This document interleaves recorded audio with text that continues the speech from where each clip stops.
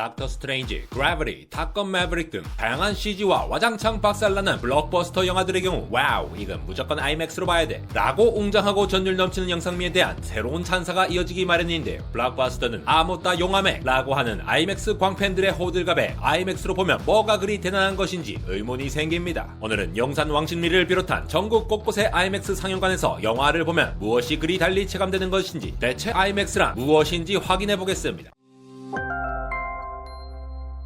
이미지 맥시멈 라는 말의 줄임말인 IMAX는 사람의 눈이 인식할 수 있는 최대 범위까지 영상으로 모두 채워주는 상영 방식을 의미합니다. 기존의 필름이나 디지털 영화의 이미지보다 더 큰 사이즈와 스크린과 해상도를 가진 캐나다의 IMAX 코퍼레이션에서 개발한 영화 형식이죠. 그런데 우리가 흔히 알고 있는 IMAX 영화도 다 같은 IMAX 영화가 아닌데요. IMAX 필름, IMAX 디지털, IMAX DMR, IMAX 레이저 등 그 종류가 다양합니다. 일반적인 필름 영화가 영상기의 위에서 아래로 통과하는 35mm 필름을 사용했던 것과는 달리 IMAX 필름 영화는 영상기를 수평으로 통과하는 전용 IMAX 필름을 사용하죠. IMAX 포맷의 근본이라 볼 수 있는 IMAX 필름은 기존 영화 촬영에 사용했던 35mm 필름보다 약 10배나 더 큰 면적을 영상기가 통과해 더 넓은 화면과 높은 해상도를 제공합니다. 특수한 필름을 쓰는 만큼 굉장히 무겁고 소음도 많이 발생하여 다이나믹한 액션씬을 찍기 힘든데요. 이렇게 매우 큰 필름으로 만들어진 영화를 보여주려면 괴물같이 매우 큰 영상기도 필요하죠. 필름과 카메라에 가격이 미친듯이 비싸서 상업영화의 전체 장면을 IMAX 필름으로 촬영하는 건 거의 불가능할 정도이기에 더욱이 IMAX는 주로 다큐멘터리 기록용으로 사용됐습니다. 최초로 IMAX 필름을 사용한 상업영화인 크리스토퍼 놀란 영화의 다크나이트도 28분가량만 IMAX로 촬영되었는데요. 특히 놀란형은 이 IMAX 필름을 너무나도 사랑하여 인터스텔라, 덩케르크, 테넷까지 전부 IMAX 필름으로 촬영한 것으로 유명합니다. IMAX 필름만이 보여주는 선명한 화질과 크기는 마치 관객이 영화 속 현장에서 주인공과 함께하는 느낌을 주었고 이런 IMAX 필름의 매력에 미친 가격에도 놀라형은 절대 포기하지 않고 있죠. 이렇게 처음부터 IMAX 장비로 촬영하는 게 너무 힘들지만 일반적으로 35mm 필름 영화를 IMAX 상영에 적합하게 디지털로 변환시키는 방식인 Digital Media Remastering DMR이라는 기술도 있는데요. IMAX 필름의 미친 화질에 비할 바는 아니지만 단순히 사이즈만 IMAX만큼 키우는 것이 아니라 화질까지도 IMAX 퀄리티에 맞춰 최적화하여 변환이 가능해짐으로써 많은 일반 상업 영화들도 대형 IMAX 극장에서 관람하는 게 가능해졌습니다. 최초의 IMAX DMR 기술로 사용된 상업 영화 아폴로 13을 시작으로 국내에서는 해리포터와 불의 전이 최초로 IMAX DMR로 개봉했는데요. 최근에도 범죄도시 2나 외계인 일부와 같은 작품들이 이 같은 방식으로 IMAX 개봉 중입니다. IMAX 역시 필름에서 디지털로의 변화를 맞이하여 탄생한 것이 바로 IMAX 디지털입니다. IMAX 디지털은 IMAX 필름 영화가 가진 가장 큰 단점인 엄청나게 비싼 필름값을 대체하기에 좋았는데요. 어마어마한 사이즈의 필름만큼 카메라의 무게도 엄청 무겁고 필름도 비싼 단점이 있었던 IMAX 필름 영화와는 달리 2K 디지털 영상기 2대를 사용하고 기존의 IMAX 필름의 1.43대 1이 아닌 1.9대 1이라는 화면비를 사용한 IMAX 디지털이 도입됩니다. IMAX 필름에 미치지 못하는 해상도를 보여주면서 라이맥스라 불리며 조롱받기도 했지만 기존 디지털 영화보다는 큰 화면에 높은 해상도를 갖추고 더 많은 상업 영화들을 IMAX로 상영할 수 있게 되었으며 상영관 확보에도 용이했기에 IMAX 상영관의 대중화에 기여하게 됩니다. 그래서 여러분들이 아셔야 할 부분은 바로 현재 국내 대부분의 IMAX 영화관도 바로 이 IMAX 디지털로 상영하고 있다는 점이죠. IMAX 디지털의 경우 영화 2는 ARRI 알렉사 LF 카메라를 사용했고 탑건 매버릭은 소니 베니스 카메라를 사용했듯이 IMAX사가 인증한 카메라 전문 업체의 카메라를 이용해 촬영한다는 점도 알고 계시면 좋을 것 같네요. IMAX 디지털이 IMAX 필름에 미치지 못하는 해상도를 가지기에 이 단점을 보완하기 위해 등장한 것이 바로 IMAX 레이저인데요. IMAX 디지털 영상기 대신 2대의 4K 레이저 영상기를 이용해 IMAX 디지털에 비해 높은 화질을 구현하고 화면 밝기도 50% 이상 밝아진 IMAX 레이저는 IMAX 필름과 같은 1.43대 1의 화면비도 제공합니다. 이전 디지털 영상기의 경우 램프가 쏘는 강하고 뜨거운 빛으로 인해 시간이 갈수록 프리즘의 변형에 따라 화질이 저하되는 단점이 있었는데요. 레이저 영상기는 기존 디지털 영상기의 프리즘으로 백색광을 빨간색, 파란색, 녹색으로 분할하지 하지 않고 레이저를 통해 삼색 광원을 확보합니다. 게다가 레이저에 삼색을 적절히 섞어 더 많은 색을 만들 수도 있는데요. 레이저 영사기를 도입하고 1.43대 1의 화면비를 제공하는 곳은 국내에선 용산 아이맥스가 유일하기 때문에 다들 용화맥 하는 것입니다. 그럼 기존 영화들과 구분되는 아이맥스 영화의 특징 4가지를 자세히 살펴보죠. 첫 번째는 뭐니뭐니 해도 색다른 화면비를 빼놓을 수 없습니다. 대부분의 극장에서 상영하는 디지털 영화는 주로 2.35대 1이나 1.85대 1의 화면비를 사용하는데요. 아이맥스 필름 영화의 경우 1.43대 1의 화면비를 사용하니까 뭔가 더 통통한 느낌으로 위아래로 더 확장된 화면을 담을 수 있습니다. 확장된 화면을 담기 위해 아이맥스 전용 필름과 카메라를 사용하기 때문에 아이맥스로 촬영한 영화는 아이맥스 전용 화면비로 봐야 화면에서 잘리거나 손실되는 부분 없이 온전히 감상이 가능하죠. 아이맥스 디지털은 아이맥스 필름보다는 작은 1.9대 1 화면비를, 아이맥스 레이저는 상영관에 따라 1.43대 1, 1.9대 1의 화면비를 제공합니다. 좀 필름과의 차이에서 아이맥스의 두 번째 특징인 해상도의 차이가 나오는데요. 한 장면을 표현할 때 얼마나 많은 점을 때려 넣느냐를 말하는 해상도인데, 일반적인 극장에서 상영되는 디지털 영화의 해상도는 가로 2048개, 세로 1080개의 픽셀로 구성된 2K입니다. 이에 반해 아이맥스 필름으로 촬영한 영상의 해상도는 이론상 18K까지, 실제로는 최대 12K까지 지원 가능하며, 아이맥스 필름까지의 해상도는 아니지만 아이맥스 디지털과 레이저에서도 일반 디지털 상영보다는 뛰어난 화질을 보여주고 있습니다. 세 번째 아이맥스의 특징은 명암비이죠. 안대공학에서 다룬 올레드 미니 LED 영상에서 설명드렸던 것과 같이 화면이 가장 밝은 색과 어두운 색을 얼마나 잘 표현하는가를 나타내는 명암비는 높을수록 밝음과 어두움의 차이를 명확히 보여줘서 더 뛰어난 화질을 표현할 수 있죠. 같은 검은색도 명암비가 높으면 더 세부적으로 구분할 수 있게 되는데요. 일반 디지털 영화의 명암비가 1800에서 2000대 1인데 비해 아이맥스 디지털은 2500에서 2800대 1, 아이맥스 필름은 3500에서 5000대 1에 달하죠. 아이맥스 레이저는 기존의 아이맥스 필름의 명암비를 뛰어넘는 8000대 1의 명암비를 보여줍니다. 이런 명암비는 스타트랙 다크니스와 같은 우주 배경의 SF 영화에서 빛을 발하는데요. 검은색 우주 배경이 많이 등장하는 만큼 어두운 부분의 디테일을 더 잘 살릴 수 있는 아이맥스는 영화의 퀄리티를 한층 더 높여줄 수 있습니다. 마지막 네 번째 특징은 스크린의 크기이죠. 국내에서 1.43대 1 비율의 아이맥스 영화를 상영할 수 있는 초대형 아이맥스관은 아이맥스 레이저를 지원하는 용산 아이맥스만이 유일한데요.